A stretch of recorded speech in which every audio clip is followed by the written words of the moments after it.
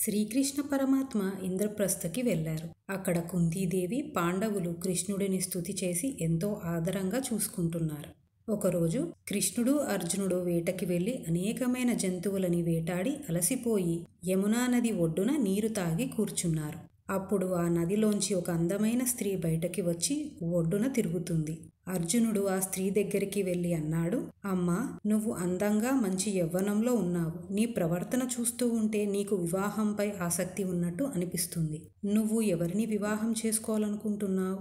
ఆ స్త్రీ అంది, నేను సూర్యనారాయణుడి కూతురుని. నా పేరు కాలింది. నేను ఈ యమునా నదిలో ఉంటాను. నా తండ్రి నాకు ఒక మాట చెప్పారు.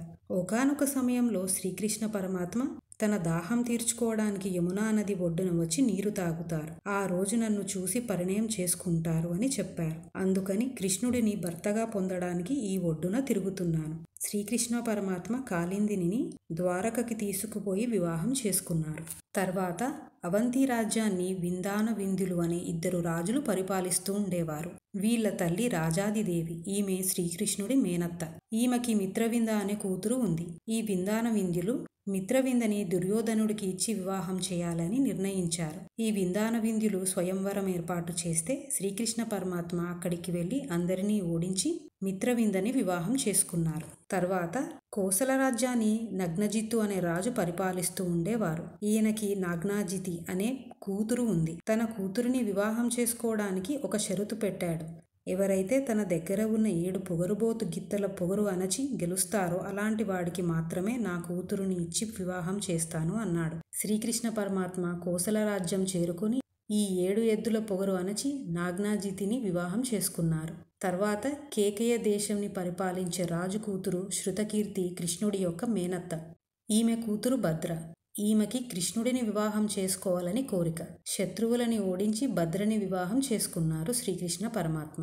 తర్వాత మద్రరాజ కూతురు అయిన లక్షణని శ్రీకృష్ణ పరమాత్మ వివాహం చేసుకున్నారు. అలా రుక్మిణీదేవి, సత్యభామ, జాంబవతి, కాలింది, మిత్రవింద, నాగ్నాజితి, భద్ర, లక్షణ అనే 8 మంది భార్యలతో శ్రీకృష్ణ పరమాత్మ సంతోషంగా ఉన్నారు. శ్రీకృష్ణ పరమాత్మ అవతారం ఇలా ఎంతోమంది స్త్రీలను వివాహం చేసుకుని సరస సల్లాపాల్లో ఉన్నారని కాదు.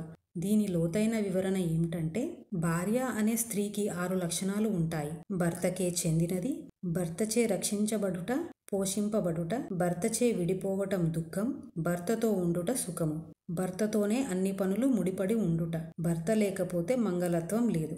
ఇలా ఒక స్త్రీ తన మంగళత్వం భర్తలో పెడుతుంది. తన భార్య ఇలా ఎంతో త్యాగం చేస్తుంది కాబట్టి తాళి కట్టే భర్త చేయవలసిన పనులు తను చేసుకోబోయే స్త్రీని అత్యంత గౌరవంతో చూడాలి. ఊపిరి ఉన్నంత కాలం భార్యని ఎంతో ప్రేమతో భద్రంగా చూసుకుంటాడో భార్యలోని ఈ 6 లక్షణాలు పదిలంగా ఉంటాయి. ఈ 6 లక్షణాల వలన కదలిక, శోభ ఉండి 8 వస్తువుల యందు భగవంతుడి కరుణ వలన చైతన్యం పొందుతాయి. అవి భూమి, గాలి, అగ్ని, జలము, ఆకాశం అనే పంచభూతాలతో పాటు మనసు, బుద్ధి, అహంకారం. ఈ 8ని కదుపుతుంది భగవంతుడు అంటే కృష్ణుడు. అందుకని 8 మంది భార్యలు. దీన్ని అర్థం చేసుకోలేని వాళ్ళు అది శ్రీకృష్ణ లీల అని భక్తితో ఆరాధించి నమస్కరించాలి. ఓం నమో భగవతే వాసుదేవాయ నమః.